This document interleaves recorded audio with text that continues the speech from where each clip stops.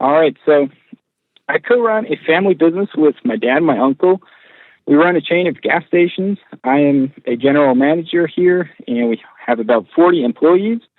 We do about $21 million in sales per year, and we started this company about 12 years ago with about $1 million in debt and $1 million in assets, so technically a $0 net worth.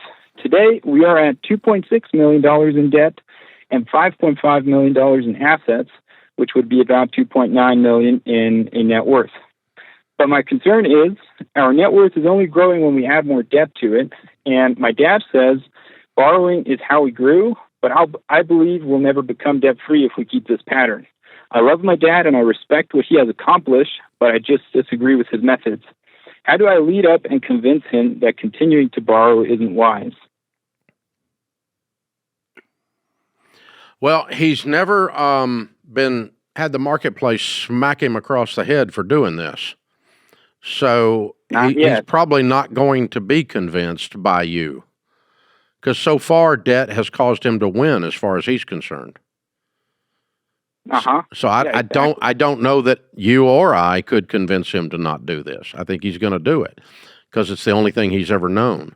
The only part of the only thing you could bring to discuss, and you can do this, but I truly don't know that you're going to get a lot of headway, is, okay, sometimes when I look at a strategy inside of our company, I say, okay, what happens if we 100x this? They're like, what? I'm like, okay, if this is so dadgum brilliant, are we going to like it when we have 100 more of these? And let's just take your thing. You got $2.9 million in debt, right? 2.6 million in debt, 2.9 net worth. Yeah. And I got to tell you that even your dad, if we said, okay, let's go 30 million in debt instead of 3 million, and we'll have 50 million in assets instead of 5 million. If that doesn't cause his stomach to come up in his throat, there's something wrong with the man. Well, I've been listening to you for a while, and I used that example on him, but it didn't make his stomach come up to his throat yet. So. Yeah. Okay, he's destined to have the crap smacked out of him by the market. I can't stop it. Because here's the thing: debt equals risk. More debt equals more risk. Period. Mm-hmm. And he has broken his risk meter.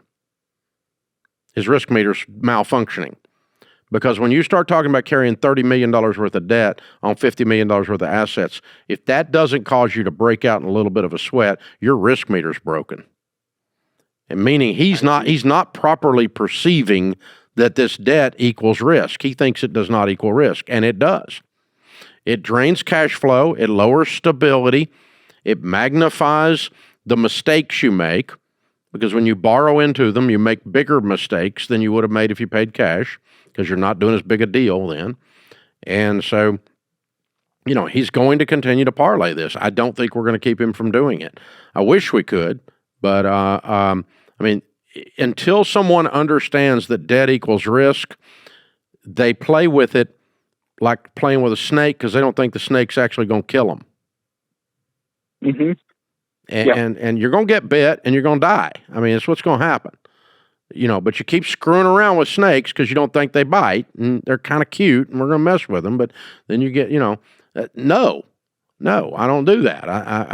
I have the benefit of having gone broke in my 20s because I did stupid butt stuff, and I was a lot dumber than your dad. Your all's ratios on this debt aren't that bad.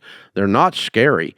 But the fact that he doesn't perceive risk with it means that you're probably going to continue to raise the debt. And so it's just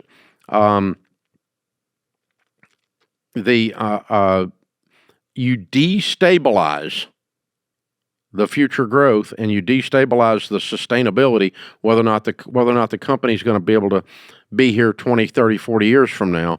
The more debt you carry, the less likelihood you're going to be here. That's the risk that is taken. And, even people that believe in using debt understand that. So, for instance, in finance class, When I was taking basic undergrad level finance class, we're running case studies on publicly traded companies. Now, when publicly traded companies take on debt, they can take on bank debt, but they can also issue bonds, and that's debt. And we were taught when we're analyzing the stock price of a publicly traded company that if they're carrying too much bank debt or too much bond debt, that we lowered the valuation on the stock price. Why? Because the bond debt and the bank debt represents risk. And so we devalued the company because they were taking on risk. We're taught that in a basic analysis and undergraduate finance class. So, when you're running case studies and learning how to crunch the numbers on your PE ratios and all that stuff. So, all that to say that even sophisticated people that believe in debt, that think Dave Ramsey's a troglodyte, that even they say debt equals risk, and more debt equals more risk, and enough debt, if you're too heavily debt laden, devalues the company because that risk is going to come to roost on you, and you're going to lose at some point. You're going to get your head taken off. So that's, again, your question was, how do I lead up? And I don't have a method to convince someone. My grandmother used to say, I can teach somebody something and then they can decide. That's the only thing I can do. My grandmother used to say, those convinced against their will are of the same opinion still. So even if I sat down with your dad and explained all that, he's going to look at me like, yeah, but it's always worked for me and I'm not going to stop doing it. So I don't think you're going to keep him from doing it.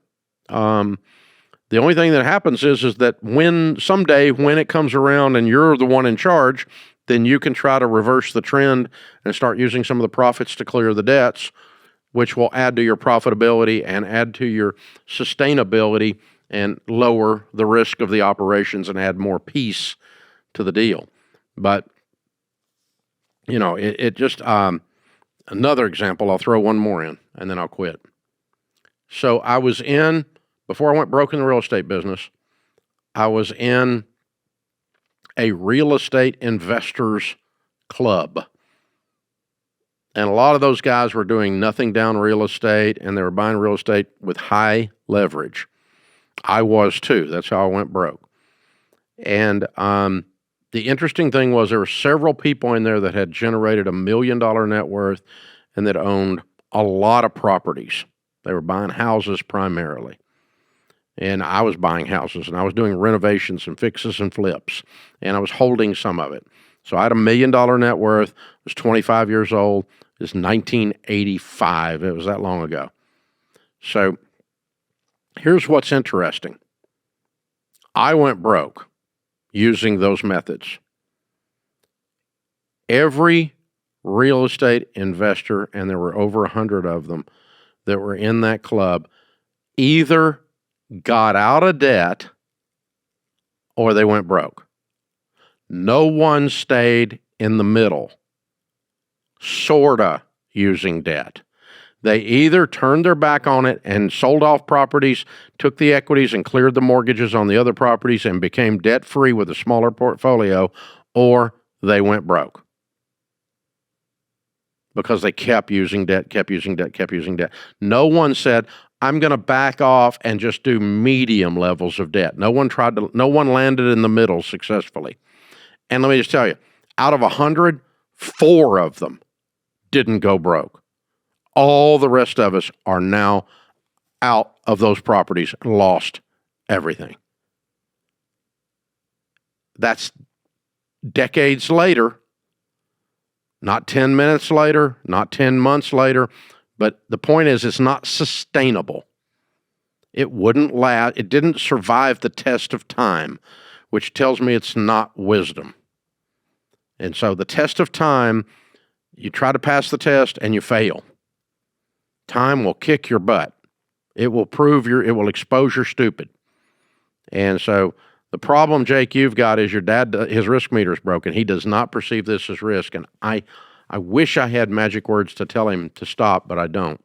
Maybe some of you listening heard me, but I don't think this guy's going to, I'm afraid. I'm sorry, Jake. Sounds like y'all got a fun business. It sounds like it's going good, and I sure hope it goes well, and I hope I'm wrong.